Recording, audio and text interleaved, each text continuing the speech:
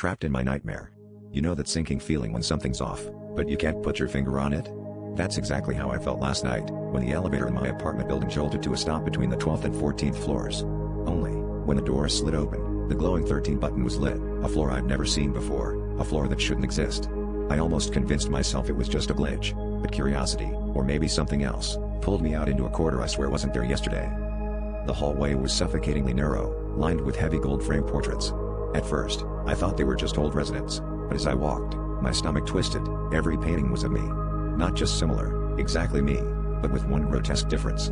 Each had their eyelids sewn shut, thick, black threads puckering pale, familiar skin. The silence was so dense I could hear my own pulse in my ears, and the air smelled faintly of antiseptic and something metallic.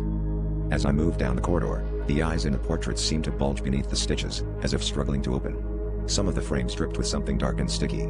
At the end of the hallway, a single door stood ajar, and from the crack, I could hear a faint, desperate whisper that sounded like my own voice pleading, "Don't let them close your eyes." Against every instinct, I pushed the door open, heart hammering, breath caught in my throat. Inside was a room filled with mirrors, hundreds of reflections, all of me, all blinking except one.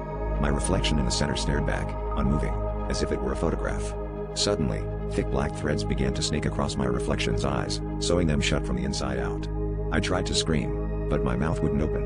The last thing I saw before the room went black was my stitched-up face in the glass. And all the other mirrors turning to face me, their mouths stretching wide in a silent, eternal scream.